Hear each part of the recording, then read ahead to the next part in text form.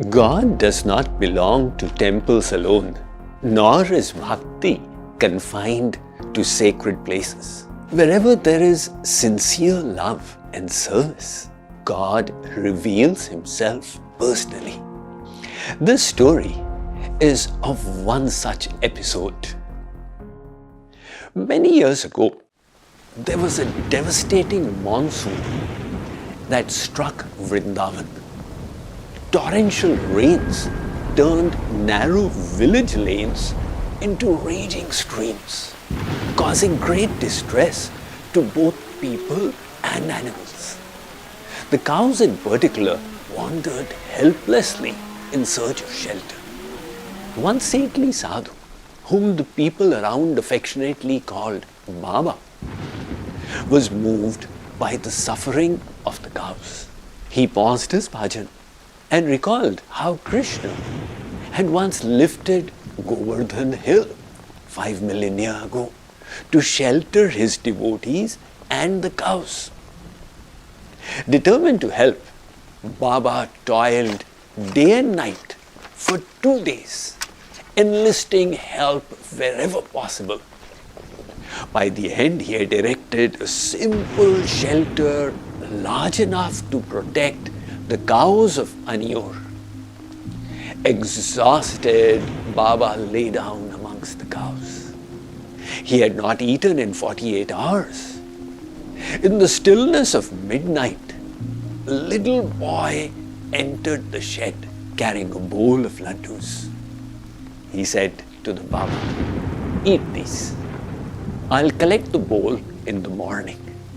Also, take this as you might need it." He handed Baba a cowherd stick and slipped away in the dark.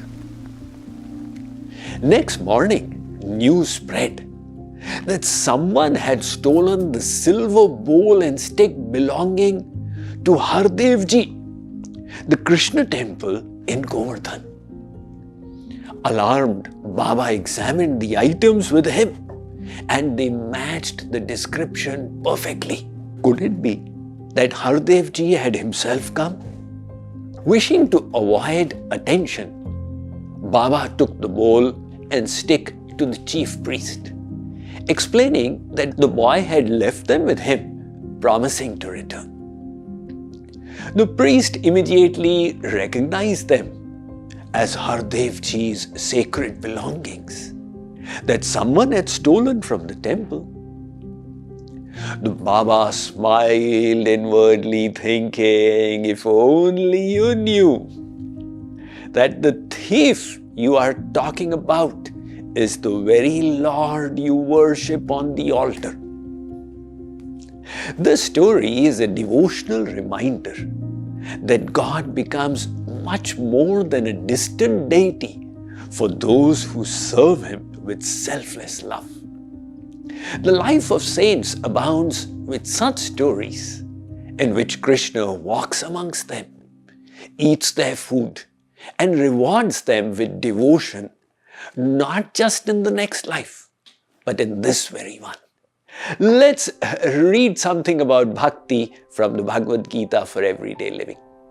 Shree Krishna states in chapter 12, verse 2, Mayaveshya manoye mam nitya yukta upasate Shraddhaya parayopetas te me yuktatama matah.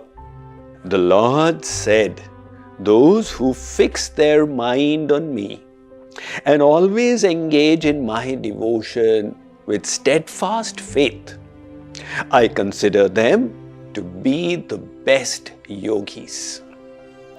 The purport explains that God is perfect and complete and the possessor of unlimited energies. His personality is replete with divine names, forms, pastimes, virtues, associates, and abodes. However, he is realized in varying levels of closeness as the Brahman, which is the formless, all-pervading manifestation of God, The Paramatma, which is the Supreme Soul seated in the hearts of all living beings, distinct from the individual soul. And Bhagavan, the personal manifestation of God that descends upon the earth. So the path of bhakti or devotion leads to the realization of the Supreme Divine Entity in his Bhagavan aspect. This is the closest realization of God.